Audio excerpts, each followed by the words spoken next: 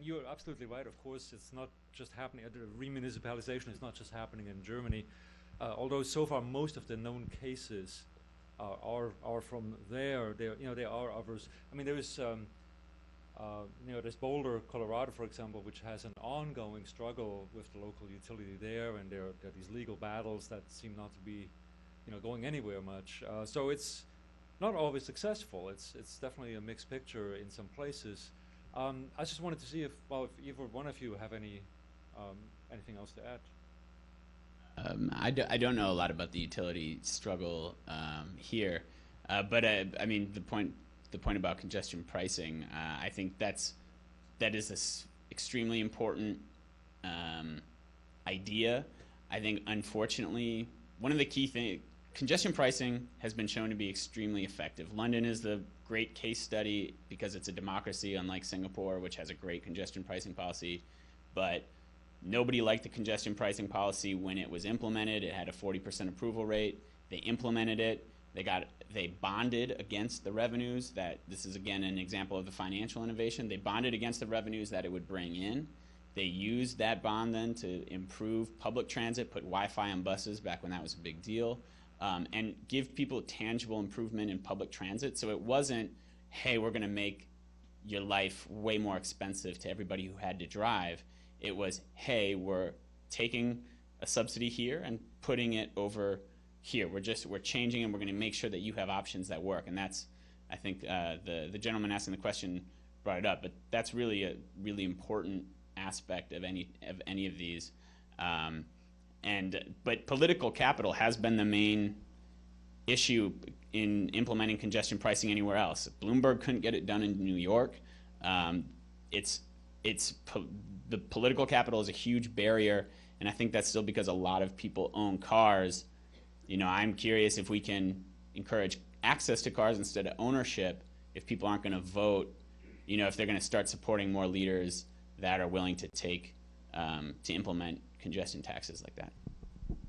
Well, thanks very much, Colin. I want to just add, in the case of Milan in Italy, there was actually a popular referendum that endorsed that policy. I mean, there was a policy in place that was actually not as far-reaching, and everybody started to realize, we have to do better. We have to actually go out far more out on a limb than we planned initially, and it got popular support. But clearly, I think your point is well taken. It's got to be well-grounded enough. There's got to be benefits that are clearly understood and experienced by everybody. Otherwise, it won't really work politically in the end. So please, go ahead. Next question. Yeah, that's a very, very difficult thing to say what the solution is. I'm really good at talking about what the problems are, but the solutions are a little bit harder. People have brought up the building blocks in China were brought up as how it's kind of the right idea, but not quite. They did that in China. It was this big building complex, and they said everyone's going to have a composting toilet. We're not going to have this centralized system where we're flushing with drinking water. So it's kind of the right idea, but there was no education around it. People didn't like them. They smelled. They weren't maintained properly. So they very, very quickly went out of favor. And so kind of dictating this is what it should be is maybe not, at least in that case, is not a great way to do it. I don't know. Again, this is just me speaking, but I think at least having in new development, it's very hard to retrofit. It's very expensive to retrofit. If DC were to retrofit and have 2 sets of pipes going into all buildings that was a drinking water quality standard and a lower quality standard, that would be billions of dollars in huge disruption. We couldn't do that. But in places that are rapidly urbanizing and putting that infrastructure in for the first time, I think you would at least have 2 pipes in, 2 pipes out, a drinking water quality standard, a lower quality standard to flush your toilets and things like that. Harvest your rainwater on site if that works well. Gray water systems don't have landscaping that needs lots and lots of water in order for it to survive. And then on the other side, I think some way of sequestering. It's a lot to ask people to do the number 1 over here, number 2 over there. I don't know. It gets the user interface that we have is very easy, and that's why it's so popular. But some way to come up with something that we could that we're not just flushing with drinking water quality standard water and mixing it all together, I think is better. My colleague is signaling me that we probably need to get to a break as soon as we can. Gail, is it okay? I feel actually bad because we had 2 male questioners and we have 2 ladies still waiting to ask their question. So in the interest of gender balance, can we, if you can make it brief, and we'll try to be brief in the answers as well. I understand your concerns. There's a very extensive regulation around doing just what we were talking about, so industrial pretreatment. So any users of our system industrial users or hospitals, anything, they can't put water into our system that is going to have a great impact at the wastewater treatment plant. And if they don't comply with that, and we go around and do inspections and make sure they're not putting God knows what down the drains, we can cap their sewers. So we could effectively put them out of business. So we have a very strong program, and it's keeping out a lot of those things that you're talking about. Things do come to us, and we have the EPA in the States watch very closely what we're doing. They have very tight regulations on what we're doing, and we exceed those by a great extent. And we produce what's called a Class A biosolids, and the regulations say you can use that for growing vegetables.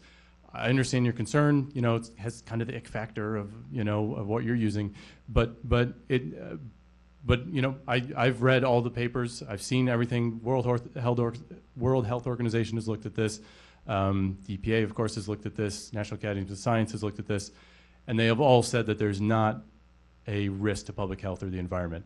So I've read all those. I use biosolids at home in my garden, and I feed my vegetables to my 1-year-old son and to my wife, and we enjoy gardening and value our soils very much. So I understand your concerns, but all the science that I've seen, it's not an issue.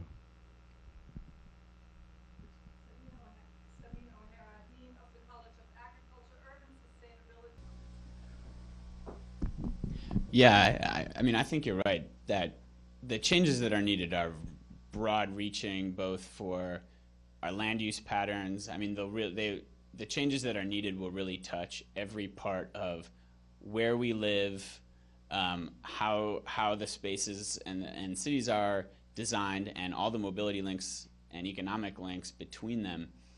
I think one of the things that I'm really, as a practitioner, oftentimes on the ground, is really looking for. You know, congestion pricing is a great example. It's an amazing solution to both the revenue problem of how do we get enough money to build this stuff. I mean, there's really practical problems that planners all over the world are struggling with, because we know what the solutions are. We don't know how to get them on the ground, and so money is a key issue. Congestion pricing provides a new revenue stream. Congestion and all these, and how do we discourage people from driving everywhere? It does that, and yet there isn't the political capital to actually implement it. And I think there's 2 democracies, 3, Sweden, Italy, Britain, that have actually implemented it, and yet we know it's a functional solution. So there's this real question of political capital, and so what I've gotten really interested in lately is what are the first steps that start to address the barriers that have been blocking the solutions from being implemented. And I think that comes down to just, you know, the last steps are the most exciting. Like, what's it going to look like when we've revolutionized the mobility system in the city? But the first steps, I think, are the most difficult. How do I get, you know, my cousins who, like, you know, drive everywhere to stop doing that? And you know, how do we get people? There probably some of you live in suburbs and you love the idea of taking transit into work, but there isn't any near you. There's no way your county or city could ever afford it, especially not at the land density that you have.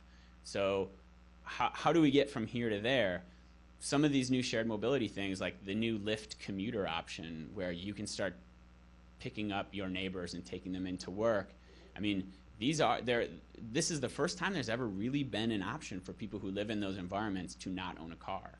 And so what does that mean? If you don't own a car, then you don't need the parking space. The market for development starts to change. The way you vote starts to change. You no longer have a $30,000 investment in making sure that you have an extra lane to drive in, a parking spot everywhere you need it, low taxes on fuel, and all these things. So yeah, it's probably a little bit less sexy than the big changes that need to happen. But the fact that they are you know, that these first steps are really important. So I see them as small steps, but maybe important down the road. Great. Well, thanks very much, Colin and Bill, for your presentations and answers, and also thank you for the questions from the audience.